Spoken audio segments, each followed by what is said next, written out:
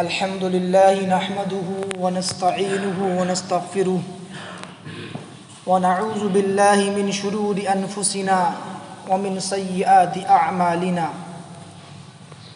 من يهده الله فلا مضل له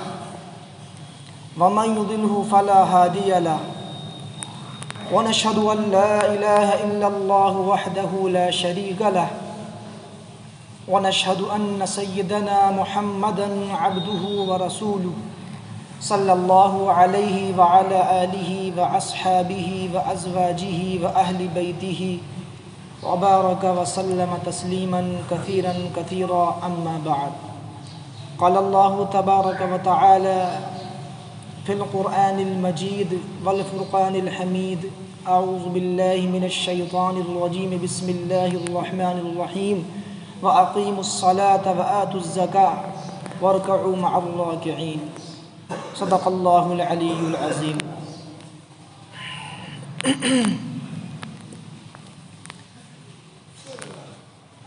میرے محترم عزیزو، دوستو، بزرگو، اسلام کی بنیاد وہ 5 چیزوں پر ہے۔ حدیث شریف میں فرمایا اللہ کے نبی نے بنی الاسلام علی 5، اسلام کی بنیاد 5 چیزوں پر ہیں، 5 اسلام کے ارکان ہیں۔ اس میں سب سے پہلی چیز شہادت اللہ الہ الا اللہ، کلمہ شہادت کا اقرار کرنا، اس بات کی گواہی دینا کہ اللہ کے سوا کوئی معبود نہیں اور محمد صلی اللہ علیہ وسلم اللہ کے رسول ہیں۔ اقام الصلاۃ، نماز کا قائم کرنا، وایتاء الزکاۃ، زکوٰۃ ادا کرنا، والحج، حج ادا کرنا، وصوم رمضان، اور رمضان شریف کے روزے رکھنا۔ ان 5 چیزوں میں تیسری چیز جو ہے وہ زکوٰۃ ہے۔ وایتاء الزکاۃ، زکوٰۃ ادا کرنا۔ زکوٰۃ یہ بھی ہر مسلمان پر، اس مسلمان پر جو صاحب نصاب ہو، جس کے پاس نصاب کے بقدر روپیہ پیسہ ہو، اس پر زکوٰۃ واجب ہوتی ہے۔ اللہ تعالیٰ نے قرآن کریم میں 70 سے زائد مقام پر اس کا ذکر فرمایا، اور جہاں زکوٰۃ کا ذکر آیا وہاں نماز کا بھی ذکر آیا۔ وَأَقِيمُوا الصَّلَاةَ وَآتُوا الزَّكَاةَ، کہیں فرمایا وَيُقِيمُونَ الصَّلَاةَ وَيُؤْتُونَ الزَّكَاةَ، کہیں فرمایا وَإِقَامِ الصَّلَاةِ وَإِيتَاءِ الزَّكَاةِ۔ جہاں جہاں نماز کا ذکر آیا کہ وہ نماز کو قائم کرتے ہیں، وہاں پر اس کا بھی ذکر آیا کہ وہ زکوٰۃ ادا کرتے ہیں، اللہ کے راستے میں اپنے مالوں کی صدقات اور خیرات وہ ادا کرتے ہیں۔ لہٰذا فرمایا ایک مقام پر اللہ نے وَأَقِيمُوا الصَّلَاةَ وَآتُوا الزَّكَاةَ وَارْكَعُوا مَعَ الرَّاكِعِينَ، کہ نماز قائم کرو، زکوٰۃ ادا کرو، اور رکوع کرنے والوں کے ساتھ رکوع کرو۔ اللہ کے نبی علیہ السلام نے فرمایا، بلکہ قرآن کریم کی آیت ہے خُذْ مِنْ أَمْوَالِهِمْ صَدَقَةً تُطَهِّرُهُمْ وَتُزَكِّيهِمْ بِهَا۔ اللہ تعالیٰ نے فرمایا کہ اے نبی جی، آپ مسلمانوں کے مال میں سے آپ صدقات لیجیے، تاکہ اس کے ذریعے سے ان کے مال پاک اور صاف ہو جائیں، اور اس کے ذریعے سے ان کے دل بھی پاک اور صاف ہو جائیں، اور ان کے مالوں کے اندر وہ برکت پیدا ہو جائے۔ میرے دوستو، آج ایک بات ہمارے ذہنوں میں یہ رہتی ہے کہ ہم اگر زکوٰۃ ادا کریں گے تو ہمارے مال میں کمی ہو جائے گی۔ بظاہر وہ کمی دکھتی ہے، لیکن اللہ فرما رہا ہے کہ اللہ تعالیٰ اس کمی کی اللہ تعالیٰ پورتی کر دے گا، اور وہ جو مال بچا ہے زکوٰۃ دینے کے بعد، اللہ تعالیٰ اس کے اندر برکت پیدا کرے گا، اور اس مال کے اندر انسان کے بڑے بڑے کام وہ پورے ہو جائیں گے، اور جس مال کی زکوٰۃ نہیں دی جائے گی تو اس مال کے اندر بے برکتی ہوگی۔ وہ مال اگرچہ زیادہ ہو، لیکن بندے پر ایسے حالات آئیں گے بیماریاں آئیں گی، پریشانیاں آئیں گی، یا ایسے اخراجات اس کے پاس آئیں گے کہ وہ اس کا مال اس کے پاس سے وہ خرچ ہوتا رہے گا اور مال کی برکت وہ ختم ہو جائے گی۔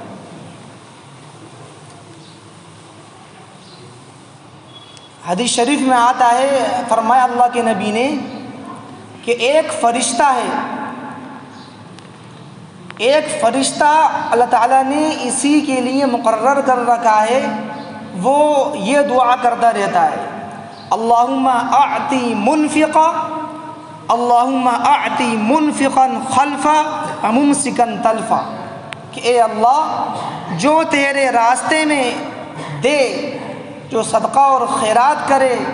اے اللہ تو اس کو بہترین بدل عطا کر دنیا کے اندر ہی، اور فرمایا کہ بممسکا، جو روک کر رکھے، جو اپنے مال کو خرچ نہ کرے، تو اس کے مال کو برباد کر دے، تباہ کر دے، اور اس کے مال سے برکت کو ختم کر دے۔ یہ ایک فرشتہ مسلسل دعا کرتا رہتا ہے، اللہم اعطی منفقا خلفا وممسکا تلفا، اے اللہ جو تیری راہ میں مال دے، صدقہ دے، عطیہ دے، صدقات واجبہ دے، صدقات نافلہ دے، صدقہ فطر دے، فدیہ کا مال دے، جس طریقے سے تیرے راستے میں خرچ کرے، اے اللہ تو اس کو دنیا کے اندر ہی اس کا بدل عطا کر، اور آخرت میں تو اللہ تعالیٰ کیا اجر دے گا، اور جو اجر دے گا میرے دوستو وہ ہم اور آپ سوچ نہیں سکتے، اور ہم اس کو گمان بھی نہیں کر سکتے۔ اس لیے علماء نے لکھا ہے کہ آج تک، بلکہ یہ چیلنج علماء کرتے ہیں کہ آج تک کوئی ایسا بندہ نہیں کہ جس نے زکوٰۃ دی ہو اور وہ مفلس ہو گیا ہو، وہ غریب ہو گیا ہو، وہ جو ہے وہ کنگال ہو گیا۔ آج تک دنیا اس کی مثال پیش کرنے سے قاصر ہے، اس لیے کہ اللہ کے نبی کی حدیث ہے، اللہ کا پاک ارشاد برحق ہے کہ جو اپنے مالوں کی زکوٰۃ ادا کرتے ہیں، اللہ تعالیٰ اس سے مالوں کو محفوظ کر دیتا ہے، اور مال کے اندر اللہ تعالیٰ وہ برکت پیدا کر دیتا ہے۔ چنانچہ حدیث شریف میں فرمایا اللہ کے نبی نے، اپنے مالوں کو زکوٰۃ کے ذریعے سے گندگی سے محفوظ کرو، اور فرمایا کہ اپنے بیماروں کا صدقات کے ذریعے سے علاج کرو، اور فرمایا کہ بلاؤں کے لیے دعاؤں کو تیار کرو۔ میرے دوستو بہت جامع اور بہت مختصر حدیث اللہ نے فرمایا کہ اپنے مالوں کو زکوٰۃ کے ذریعے سے پاک اور صاف کرو۔ جب آدمی اپنے مال کی زکوٰۃ نکال دیتا ہے تو اس کا مال وہ بالکل مطہر ہو جاتا ہے، طاہر ہو جاتا ہے، اور اس کے چوری وغیرہ ہونے کا بھی خدشہ ختم ہو جاتا ہے، اور اسی طریقے سے اس مال کے اندر برکت ہوتی ہے۔ ایسے ہی آپ نے فرمایا کہ اپنے بیماروں کا صدقات کے ذریعے سے علاج کرو۔ آج ہم پر بیماری آتی ہے، آج ہم پر پریشانی آتی ہے، آج ہم سیدھے ڈاکٹر کے پاس جاتے ہیں، علاج و معالجے کی طرف جاتے ہیں، یقیناً جانا چاہیے، لیکن میرے دوستو اس سے پہلے ہمیں اللہ سے رجوع کرنا چاہیے، اللہ سے ہمیں دعا مانگنی چاہیے، 2 رکعت صلاۃ الحاجت پڑھ کر اللہ سے مانگیں، اس کے بعد دعا اور معالجہ کریں۔ تو فرمایا کہ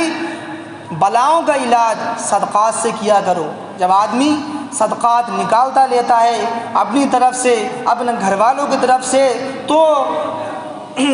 تقدیر کے اندر اگر یہ لکھا ہوتا ہے کہ اس کے اوپر فلاں وقت میں فلاں مہینے میں کوئی آفت آئے گی، اس کا ایکسیڈنٹ ہو جائے گا، یا اس کو فلاں بیماری آ جائے گی، تو اس صدقے کرنے کی وجہ سے اور اس صدقے کی برکت سے وہ ناگہانی آفت، وہ ناگہانی بیماری اس سے ٹال دی جاتی ہے۔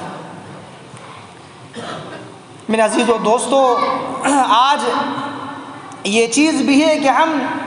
ایک تو ہمارے معاشرے میں ایک طبقہ ایسا ہے جو زکوٰۃ ادا کرتا ہی نہیں، اور جو ادا کرتا ہے تو وہ مکمل طریقے سے حساب لگا کر ادا نہیں کرتا، اندازے کے ساتھ میں زکوٰۃ نکال دی اور ادا کر دی۔ ورنہ حقیقت یہ ہے کہ اگر جس دن ہر مسلمان ایمانداری کے ساتھ صاحب نصاب شخص اپنی زکوٰۃ ادا کرنے والا بن جائے تو اس دنیا کے اندر غربت ختم ہو جائے اور کوئی مسلمان غریب نہ رہے۔ دور صحابہ کے اندر صحابہ کی کیا جذبات تھے۔ صحابہ اکرام کے پاس جب اللہ کے نبی کے قاصد مال لینے کے لیے جاتے زکوٰۃ کے، تو ان کی کوشش یہ ہوا کرتی تھی کہ ہم اپنے مال میں سے سب سے عمدہ مال دیں اور سب سے اچھا مال دیں۔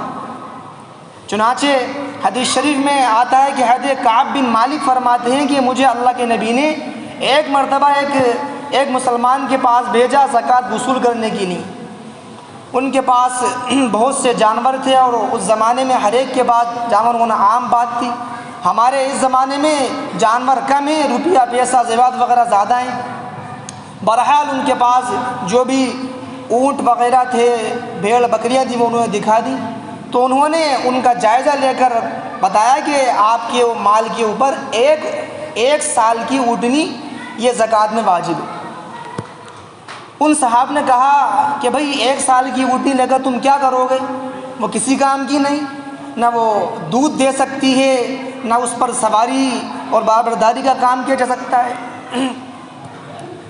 وہ اندر گئے اور ریوڑ میں سے ایک بہترین عمدہ اور فربا اونٹنی لے کر آئے جو تھنوں سے لبریز تھی اور بہت موٹی اونٹنی تھی، اور فرمایا کہ اسے لے جاؤ، یہ تمہارے کسی کام آ جائے گی۔ حضرت کعب فرماتے ہیں کہ میں نے ان سے کہا کہ بھائی اللہ کے نبی نے ہمیں جو تعلیمات دی ہیں اور جو ہمیں نصاب بتایا ہے اس کے مطابق تو آپ پر ایک سال کی اونٹنی واجب ہے، آپ اتنی مہنگی اور اتنی بھاری اونٹنی کیوں دے رہے ہیں؟ چنانچہ انہوں نے کہا کہ اللہ کے نبی یہیں پاس ہی میں تشریف فرمائیں، سفر کے اندر ہیں، آپ خود اللہ کے نبی کے پاس چلیں، اگر اللہ کے نبی اجازت دے دیتے ہیں تو میں لے لوں گا۔ چنانچہ وہ صحاب اور وہ قاصد اس اونٹنی کو لے کر اللہ کے نبی کے پاس میں گئے، پورا واقعہ سنایا اور کہا کہ اللہ کے نبی آپ کے قاصد آئے تھے اور مجھ سے زکوٰۃ میں اونٹنی کا مطالبہ کیا اور کہا کہ ایک سال کی اونٹنی واجب ہے، لیکن میں نے ان سے کہا کہ ایک سال کی اونٹنی کسی کام کی نہیں ہوتی، نہ اس سے دودھ حاصل ہو سکتا ہے، نہ دوسرے کام ہو سکتے ہیں، لہٰذا میں نے انہیں یہ اونٹنی دی تو یہ اسے قبول نہیں کرتے۔ اللہ کے نبی نے فرمایا کہ تم پر واجب تو وہی ایک سال کی اونٹنی ہے جو انہوں نے بتایا، لیکن اگر تم زیادہ اور اچھی اونٹنی دینا چاہتے ہو تو یہ تمہارے لیے نفل ہو جائے گی اور تمہارے لیے آخرت میں اجر اور ثواب کا باعث ہوگی، اور آپ اسلام نے اسے قبول فرما لیا۔ اسی میں دوستو ہماری کوشش یہ ہو کہ ہم اپنے مالوں کے زکوٰۃ میں ہمارے مالوں میں جو زکوٰۃ واجب ہے اس کا صحیح حساب لگائیں اور اس میں کچھ زیادہ ہی دیں تاکہ کچھ کمی بیشی جو ہے وہ نہ ہو جائے۔ اس لیے حدیث شریف میں آتا ہے کہ روز محشر کے میں اللہ تعالیٰ جب حساب کرے گا تو فرائض کی تکمیل وہ نوافل سے کی جائے گی، نمازوں کو دیکھا جائے گا، اگر فرض نمازوں میں کمی ہے تو اللہ فرمائے گا کہ اس کی کچھ نفلی نمازیں نہیں، اگر نفلی نمازیں ہوں گی تو ان نفلی نمازوں سے بندے کے فرائض کو پورا کیا جائے گا۔ ایسے ہی صدقات واجبات میں دیکھا جائے گا، اس نے اگر فرض زکوٰۃ ادا کی ہوگی زندگی کے اندر تو بہت اچھا، اور اگر کچھ کمی بیشی رہ گئی ہوگی فرض زکوٰۃ کے اندر، حدیث شریف میں آتا ہے اللہ تعالیٰ فرمائے گا کہ اس کے نفلی صدقات دیکھو، اس کے نفلی خیرات دیکھو اور ان نفلی صدقات کو لے کر اس کی فرض کی بھرپائی کی جائے گی۔ اس لیے میرے دوستو خوش دلی کے ساتھ، اور اللہ کا یہ حکم ہے، اللہ کا یہ فریضہ ہے، اس یقین کے ساتھ اگر زکوٰۃ ادا کی جائے گی تو یقیناً وہ زکوٰۃ اللہ کے یہاں قبول ہوگی اور ہمارے لیے ذخیرہ آخرت بنے گی۔ جس طریقے سے زکوٰۃ دینے پر بہت فضائل بیان کیے گئے ہیں حدیث کے اندر، میرے دوستو وہیں زکوٰۃ کا مال روکنے پر اور زکوٰۃ نہ دینے پر بڑی وعیدیں بھی آئی ہیں۔ چنانچہ قرآن کریم کے اندر اللہ نے فرمایا والذین یکنزون الذهب والفضة ولا ينفقونها في سبیل اللہ فبشرهم بعذاب علیم۔ اللہ نے فرمایا کہ جو مسلمان، جو ایمان والے جن پر زکوٰۃ واجب ہے، زکوٰۃ فرض ہے، وہ اپنی مالوں کی زکوٰۃ ادا نہیں کرتے، اور ذہب والفضہ اور سونے اور چاندی کو وہ جمع کر کے رکھتے ہیں اور اللہ کے راستے میں خرچ نہیں کرتے، اے نبی جی فبشرہم بعذاب علیم، تنزیہاً کہا جا رہا ہے کہ انہیں خوشخبری سنا دیجیے دردناک عذاب کی، اور فرمایا کیسا عذاب؟ ایسا عذاب یوم یحمى علیہا فی نار جہنم، اس کا وہ سونا، وہ چاندی جس کو یہ دنیا میں سینت کر رکھتا تھا اور جمع کر کے رکھتا تھا، اللہ تعالیٰ اس کو جہنم کی آگ میں تپائے گا، اس کو جہنم میں ڈالا جائے گا اور اس کو گرم کیا جائے گا جیسے کہ لوہے کو آگ میں گرم کیا جاتا ہے، اور جب وہ گرم ہو جائے گا تو اس سے فرمایا فَتُكْوَى بِهَا جِبَاهُهُمْ وَجُنُوبُهُمْ وَظُهُورُهُمْ، اور اس گرم کر کے اس مال سے اس کی پیشانی کو داغا جائے گا، اس کے پہلوؤں کو داغا جائے گا اور اس کی پیٹھ کو داغا جائے گا، اور کہا جائے گا ھذا ما کنزتم لانفسکم، یہ ہے تمہارا مال جس کو تم دنیا میں جمع کر کے رکھتے تھے اور اللہ کے راستے میں خرچ نہیں کرتے تھے۔ اس لیے میرے دوستو، میرے عزیزو، ہمیں ہماری مالوں میں جو زکوٰۃ واجب ہے انہیں خوش دلی سے ادا کرنی چاہیے۔ ایسے حدیث شریف میں فرمایا اللہ کے نبی نے کہ جو معاشرہ اور جس علاقے کے لوگ زکوٰۃ ادا نہیں کرتے تو اللہ تعالیٰ ان پر قحط مسلط کر دیتا ہے، اللہ تعالیٰ بارشیں روک دیتا ہے، اور اللہ تعالیٰ ان پر اپنی رحمتوں کو وہ روک لیتا ہے۔ قارون کا واقعہ اللہ تعالیٰ نے قرآن کریم کے اندر بیان کیا اور بہت تفصیل سے بیان کیا۔ اس کا خلاصہ یہی ہے کہ قارون نے جو ہے حضرت موسیٰ علیہ السلام نے قارون کے سامنے قارون کو اسلام کی دعوت دی اور اللہ کا تعارف کروایا، اللہ کے حکامات بتائے، تو اس نے ان کا انکار کیا۔ ان حکامات میں ایک حکم و زکوٰۃ کا بھی تھا۔ تو قارون یہ کہنے لگا کہ اب موسیٰ یعنی بنی اسرائیل کو جمع کر کے کہنے لگا کہ موسیٰ اب تمہارے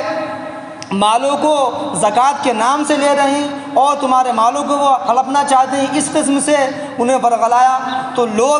چونکہ لوگوں کے دلوں کے اندر مال کی محبت ہوتی ہے، لوگ جو ہے اس کی باتوں میں آ گئے اور کہنے لگے بتاؤ اب اس سے کس طرح چھوٹا جائے۔ تو قارون نے جو ہے ایک تدبیر بتائی اور کہا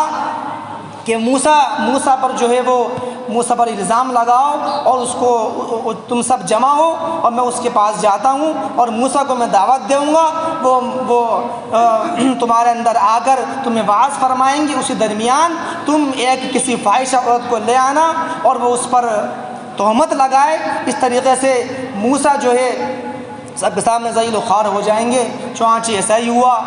قارون حضرت موسیٰ کے پاس گیا اور جا کر کہا کہ لوگ چاہتے ہیں آپ کچھ انہیں نصیحت کریں اور آپ انہیں کچھ دین کی باتیں بتائیں۔ سب لوگ جمع ہو گئے، حضرت موسیٰ علیہ السلام جو ہے وعظ کرنے کے لیے کھڑے ہوئے اور وعظ کر ہی رہے تھے، دین کی انہیں باتیں بتا ہی رہے تھے کہ جب وہ اس بات پر پہنچے کہ جو شخص زنا کرے تو اس کی سزا یہ ہے کہ اس کو کوڑے مارے جائیں، اسے جو سنسار کیا جائے۔ تو اتنے میں لوگ کہنے لگے اگر آپ نے زنا کیا ہو تو؟ کہا کہ اگر میں نے یہ گناہ کیا تو میرے ساتھ یہی